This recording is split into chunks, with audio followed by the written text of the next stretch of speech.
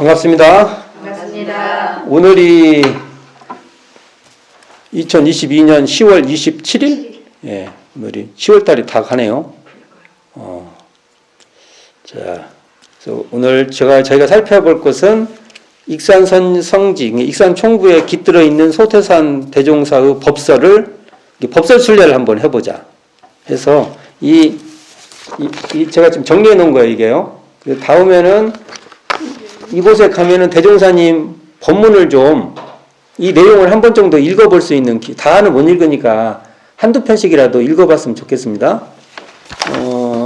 봅시다. 그 유인물 보세요. 처음에 우리가 공부를 쭉 해왔으니까 금방 아실 거예요.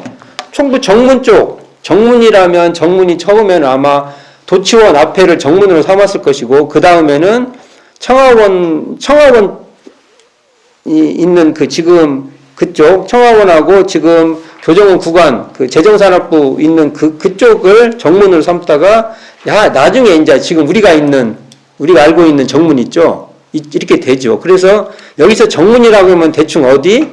지금 어찌 보면은 지금의 정문 있는데 앞에, 그 정도. 안내실, 들어오면 안내실 있잖아요.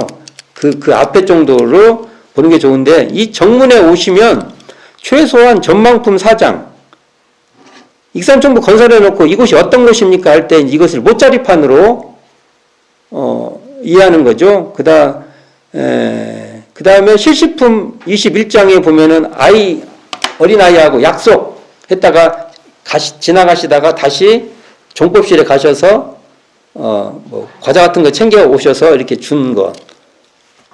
그래서 정문에 가면 약속 안 지키면은 우리가 찝찝해야 돼요. 정문에서 가갖고 약속을 안 지킨다 그러면 대종사님도 지켰는데, 이제 이렇게. 그리고 도치원하고 꼭두마리집에 가면 대종경 실시품 4장, 연목판 잃어버린 있잖아요. 그래서 잃어버린 걸 큰 스승으로, 도둑을 큰 스승으로 삼고, 그 다음에 잃어버린 것을 학비로 삼아라 한 그 내용 있죠. 이것도 한번 읽어보실 필요가 있고, 또 이 주변이 바로 황등호수를 이렇게 끼고 있는 신용벌이잖아요.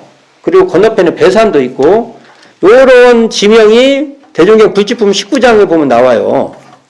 그러면 이게 지금 익산총부 주변이 그렇게 돼 있구나. 이것도 좀 알아두면 좋고. 자, 이제 중요한 건물은 제가 지금 대종사님이 설법을 어디서 가장 많이 하냐면, 첫 번째가 영춘원, 두 번째 금강원, 세 번째 공회당, 네 번째 대각전. 이렇게 순서를 말하는 게 아니라 이렇게 네 곳. 이 네 곳이 바로 어찌 보면 설법전이죠. 이 네 곳이 가장 많이 하는 설법전인데, 아니나 다를까 내용도 많아요, 여가. 그래서 한번 봅시다. 영춘원에서는 교단품 2장, 업어서라도 서로 선우진이 영접해라. 이게 나오죠? 그리고 이제 거기 보면 실시품 16장에서 20장까지 대종사님의 대종사님이 물품 관리하시고 아껴 쓰시고 막 하는 그 내용이 쭉 나와. 대종사님이 행동하신 실제로 보여주신 것이 쭉 나와요. 실시품이 실제로 이렇게 보여주신 거잖아요. 그 다음에 성리품 22장에 삼사님 견성인가.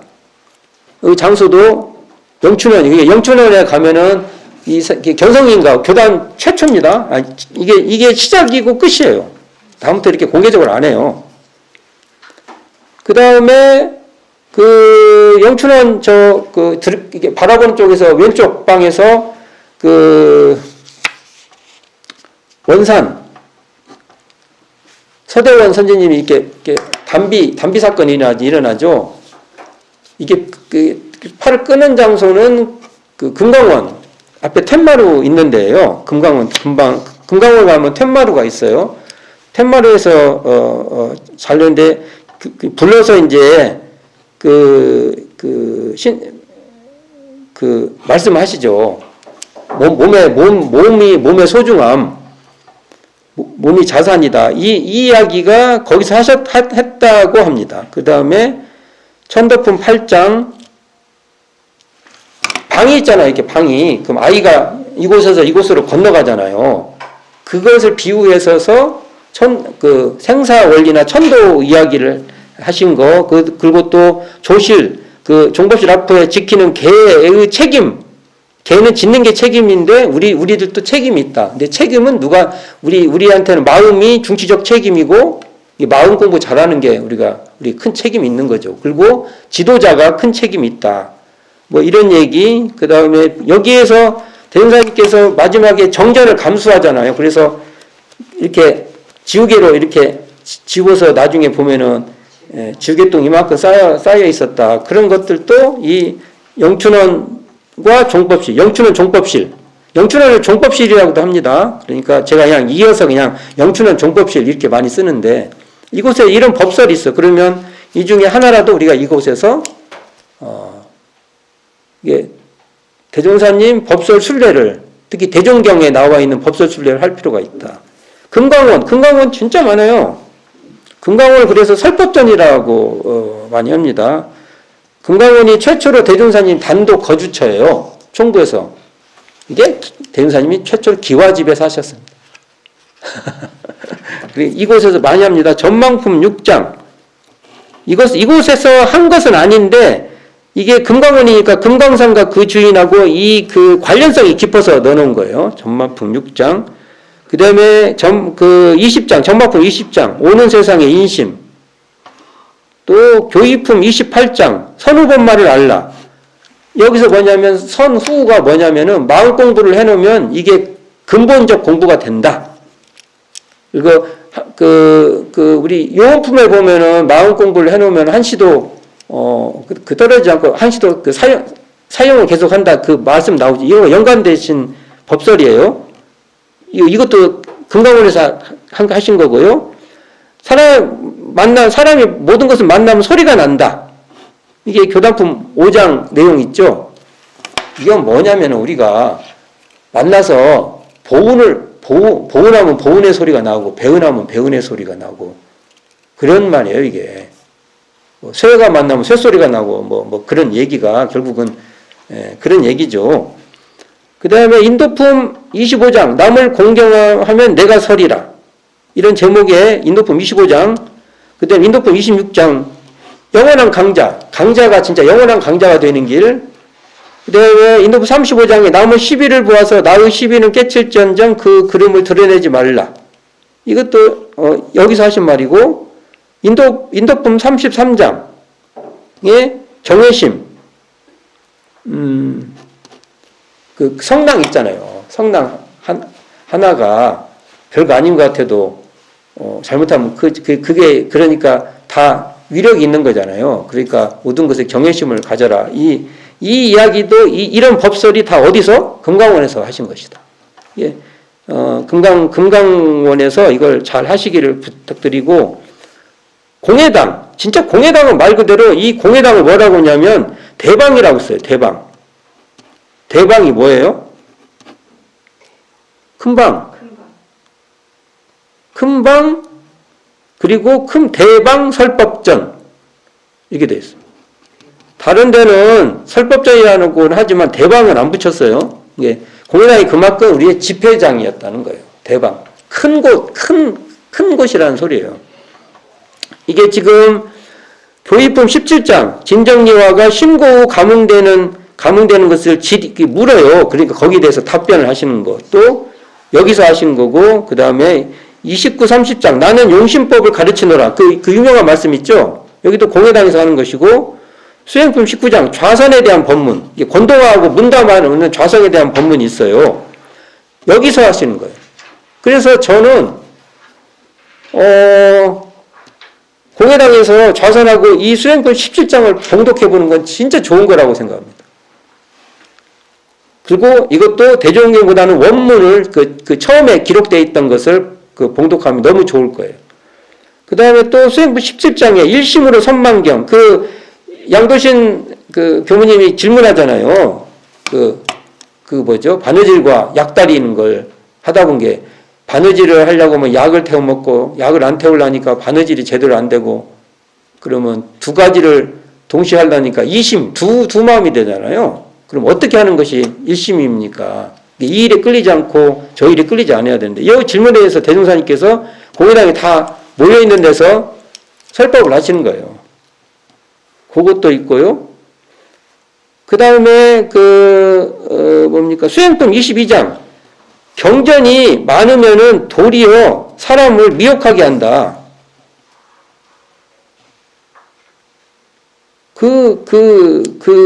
법설도 여기서 하는 거고, 그 다음에 변이품 1장, 천지의 식, 있잖아요. 그게 이제 쉽게 말하면 토론을 서로 이렇게 토론했던 그 장에서 대종사님께서 결국 변이품 1장도 이 공의당에서 된 것이고, 불치품 15장, 김정각 선지님이 이렇게 듣으면 좋은가 봐요.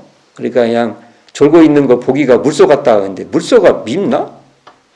그래서 물소 그 동물의 왕국 같은데서 유심히 나오면은 요 본문이 생각나서 이렇게 쳐다보는데 그렇게까지는 안 미운데. 상징적인 말이겠죠. 그만큼 임으로니까 어떤 말도 할 수 있는 거예요. 제가 이거 해보면은 내가 농담으로 우리 교도님들이 다 김정각 선지님 같기만 했으면 좋겠습니다. 규모가 조금 막 이런저런 얘기를 해도 근데 조금 서운한 소리 하면 그렇잖아요. 그게 김정각 선지님이 그런 분이다. 대전사님이 어떤 얘기를 해도 상관이 없다. 그 다음에 또 변이품 16장에 천상낙과 인간낙 또 이곳에서 한 것이고요. 신성품 14, 16장 또 어떠한 고라도 낙을 삼을 줄 아는 자는 행복자다. 이거 신성품 14, 16장도 여기도 오고 교단품 4장. 자, 여기 교단품 4장이 보면요. 어떤 게 나오냐면은 밑에 내용 보세요. 교단품 4장. 제가 한번 쭉 읽어볼게요. 한때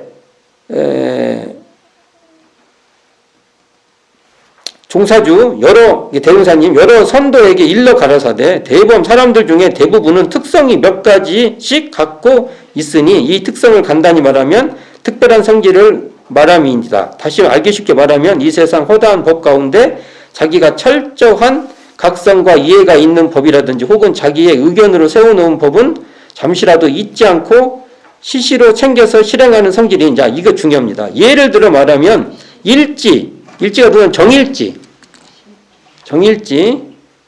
제가 충사님으로 알고 있는데 근데 이분 가로쳐 놓고 위생관념이 많은 제자 이렇게 돼 있어요. 위생관념이 굉장히 이게 정일지 이분이 양잠 주무를 주로 했어요. 양잠을 잘 아시는 분이었나 봐요. 양잠. 그러니까 이분이 위생관념이 좋으셨나. 그래서 제가 전에 한번 말했잖아요. 공회당에 남북으로 창이 환기창이 있는데 처음에 이 말을 하니까 팔사님이 아니 지금 돈을 절약해야 될 판인데 지금하고 똑같은 말이죠. 지금 절약해야 되니까. 그게 무슨 그걸 하냐. 그러니까 막 논의해가지고 한쪽만 냈는데 이제 주산 송도 선생님이 효용 가치가 있어서 양쪽이 냈다. 그 얘기 있잖아요. 게 팔사님이 옛날 토담집 거기 막 호롱불 같은 거 그름이 생기니까 그 속에도 80가지도 살고 다 그랬는데 무슨 환기창을 만드냐. 근데 이 정일지님이 위생관념이 좋았고 초기 교단에서 위생관념하면 정일지님이었나 봐요. 특성의 예로 들고 있는 거예요. 지금 대종경에는 요 예화가 빠져 있죠. 네, 그래서 대종경 교단품 4장을 할 때는 요 예화를 들으면 좋습니다. 자, 그리고 또 교단품 6장, 또 부처품 2장, 부처품 2장 개송이죠. 그 다음에 7장은 교리도죠. 8장은 재생의세 서약서를 쓰도록 하는 건데 이런 것들이 다 공회당에서 이루어진 법설이다. 이거 좀 알아두시기 바랍니다. 그 다음에 농업부, 이게 농업부 및 산업부죠. 산업부와 연관된 법설이 뭐냐면 성리품 2장. 저기 산업부원들이 오니까 저들이 우리 집 부처님이다 한 거. 그 다음에 교단품 12장. 군뱅이, 이제 농사는 군뱅이를 잡을 일이 생겼어요. 그러니까 이제 이것에 대해서 살생, 그러니까 공적으로 사용돼야 된다. 뭐 이런 거. 군뱅이를 이제 팔아서 돈이 됐나 봐요. 잡아서 팔으니까. 근데 이걸로 이제 뭘 할 때 개인적으로 쓰지 말고 공적으로 써야 된다. 그런 얘기잖아요. 그 다음에 그 교단법 29장에 양계, 그 닭장에 있는데 그 사고로 막 닭들이 죽었으니까 이런 작은 경험을 잘 이겨내야 큰 데서 실수가 없다라는 그런 얘기 나오잖아요. 그게 요즘 말하는 반면교사 같은 그 법설도 여기입니다. 이 산업부니까 지금 어디요? 요 법설이 사건이 일어난 데는 어디냐면 지금 연구실토 지금 원광 디지털 대학이 있는 거기서 있는 이야기입니다. 그 다음에 인도품 27장은 돼지가 처음에 살이 퍽퍽퍽 치더만 나중에는 빠져요. 이게 장소가 어디일까? 초창기에 이 뭡니까? 산업부가 있었던 곳은 어디냐면 지금 종법원에 그 산업부 창고가 있었고 그 뒤쪽 지금으로 보면 정산종사 성탑 있는 쪽에 이런 그 축사들이 있었어요. 돼지우리나 이런 게. 그래서 이쪽이 아닐까 뭐 이런 생각을 해봅니다. 자, 이런 것도 요 장소에서 이런 법설을 이해해 보면 좋은 거죠. 이게 전흥강 권동화가 여기에 최초의 정기훈련장이에요.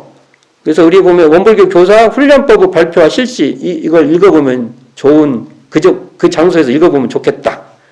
이청춘가 오타원가라고 해도 되죠. 그 법포가 오타오니까 여기 보면 실시품 26장에서 이청춘 선지님이 시사 아까 그 70두락 정도의 시사라고 했잖아요. 요것도 읽어보면 좋고, 그 다음에 교단품 8장, 이춘풍가에서 우리 여학원생들이 공장에 다녔어요. 학비를 벌기 위해서. 그러니까 이제 방이 없으니까 방을 내주신 거죠. 그래서 이제 이분들이 이제 했던 것을 대종사님이 보시고 식당에서 이렇게 여러 공장이나 식당에서 이렇게 일하니라고 살이 빠진 거고 정양선 선지를 보고 너희들이 이제 잡초를 단련해서 이제 깨끗한 그걸 만들어내는 그런 단련장이다. 라는 얘기가 있잖아요. 이것도 이 곳은 아닌데 이 이청춘가하고 관련이 있는 곳이다. 그래서 적어 넣어 본 겁니다. 그 다음에 서중환 정세월가와 정신원, 지금 정신원이죠. 처음에 정신원 터에 서중환가가 세워져 있었어요. 그러니까 서중환 선지님과 관계된 것도 좀 읽어보면 좋을 것이고 이게 거의 서중환님에 대한 기록이 거의 없어요. 우린 기억해야 됩니다. 서중환님 이렇게 우리가 잊어버리면 안 된다고, 잊으면 안 된다고. 왜냐하면 서중환님이 없었으면 시작이 안 됐어요. 그리고 고마워해야죠. 우리가. 그리고 이제 이 정신원, 황정신행님이 문현보에 이렇게 이제 보시를 문현보시만 하면 됐지 왜 이렇게 또 일일이 다 기록하냐 하니까 대종사님께서 하는 사람은 문현보시를 해야 되고 받는 사람은 유념해야죠. 그래서 이 공덕도 잘 기려야 된다는 것이죠. 그 다음에 신영기가, 지금 부정원이 옛날에는 신영기라는 분의 집이었죠. 부정원. 그래서 그 앞에다 현관 돌출물 수리해서 이게 이제, 구정원. 이제 옛날 교정원이라는 뜻이에요. 구정원이. 오래됐다가 아니라 옛날에 교정원. 이게 지금 수행품 20장에 보면 주산 송도선 선진이 그냥 사물을 보다가도 시작하기도 미리 신문을 이렇게 보니까 그걸 보고 하고 싶은 데에도 끌리지 않고 하기 싫은 데에도 끌리지 않는 그런 수양력이 있어야 된다 이 얘기가 나오잖아요. 이것도 여기서 구정원에서 이건 읽어보면 참 좋은 법설입니다. 청하원과 북일순사주제소, 지금 북일순사주제소의 숙소인 아래채, 이걸 옛날에는 아래채라고 했나? 아래채, 보통 아래채 하죠. 문간채, 아래채, 보통 아래채라고 하죠. 이건 지금 현재 사라졌고 지금 청하원은 남아있죠. 청하원은 뭐냐, 구타원님 아호를 따서 청하원이라고 하는 겁니다. 이게 지금 여기 그 도산 안창호 님이 그 응접실 거기서 대종사님하고 만나죠. 이게 내용이 실시품 45장이 나오잖아요. 여기서 읽어보면 딱입니다. 그 다음에 10장, 실시품 10장, 14장도 읽으면 좋겠고, 그 일제의 탄압이 있어요. 일제 탄압. 왜냐면 거가 불법연구의 구내에다가 주재소를 설치해버리는 거잖아요. 그래서 일제 탄압과 관련된 본문이 10장, 14장입니다. 그리고 대종사님께서 그 불법연구, 그때 당대에 그 남녀 문제, 그 다음에 재산 문제 갖고 막 굉장히 그 조사를 완했는데 불법연구를 아무리 해도 안 나와요. 왜냐하면 불법연구에는 남녀가 만나면 할머니가 가운데 딱 끼고 있어요. 그게 업무야. 할머니가 옆에 딱 있고 양쪽에서 말을 해야 돼. 그 유명한 얘기잖아요. 그러니까 불법연구에는 나라 일을 맡겨도 하겠다 하니까 대종사님께서 나오잖아요. 하여간 모든 것을 다 맡겨도 다 할 수 있다. 이런 얘기가 있고, 하운관, 양하운가죠? 하운관. 이게 지금 실시품 25장의 자력생활. 이게 참 정토님들, 달리 말하면 고생하시는 얘기예요. 그 다음에 그 차자 광령이 죽을 때 천도한 얘기죠. 천도품 18장과 관련된 얘기가 그 현장에서 있는 겁니다. 이걸 같이 이곳에서 읽으면 참 좋습니다. 대각전, 대각전 너무 많죠.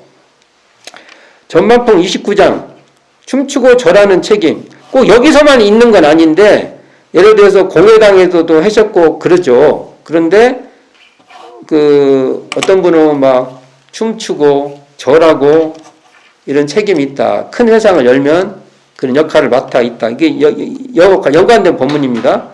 그 다음에 수행품 55장 소일 드리기. 그 다음에 56장 병원. 이게 이제 정기훈련, 이게 선원에서 선을 하는 것은 소일 드리고 같고 병원에 입원하는 것과 같고, 또 그 수행품 57장 그 지도인에게 직고해야 된다는 거. 그 다음에 61장, 수행품 61장, 동선 해제 시의 훈사. 또, 수행품 61장이었죠. 62장, 정기훈련의 해제는 상시훈련의 결제다. 이게, 그 작은 선언에서 해제는 큰 선언의 결제다. 여러 가지 설명을 있죠. 그 다음에 교의품 37장의 동남풍 본문. 정치와 종교 비유하면서나 동남풍, 서북풍 얘기할 때 종교는 도덕가는 동남풍이다. 이런 얘기 있죠. 부처품 14장. 그게 최후법설이죠. 대각전 올라간 언덕에서 아이들이 격리하는 것, 그걸 비유를 하시면서는 최후설법을 대원사님 말씀하시잖아요. 이게 전부 대각전과 관련된 법설. 이 위에도 더 있죠. 근데 대표적인 걸 뽑으면 이렇게 됩니다. 이리역 가는 길. 말씀드렸지만 불지품 20장, 남중리 소나무, 인거품 18장, 07과 관계된 이야기. 그 다음에 식당체, 불법연구에 식당체가 있었어요. 그러니까 익산총부 식당체, 지금 공덕원 자리인데 여기 가면은 교단품 9장, 밥 한 그릇의 소중함, 수행품 32장, 밥 먹는 습관. 한 게 막 말하면서 밥 먹고 막 하면은 막 밥 튀기고 막 그러잖아요. 이게 그거 아무리 사소한 거라도 공부 삼아서 해야 된다는 거. 그 다음에 대종교 선해록도 있고, 식당 밥 먹는 거면은 여기가 분명히 우리도 농사 지었을 거 아닙니까? 어디에. 그래서 제가 지난 시간에 그중 농사 짓는 거 한 곳이 어디라고 했어요? 팔봉면 오상리라고 했죠?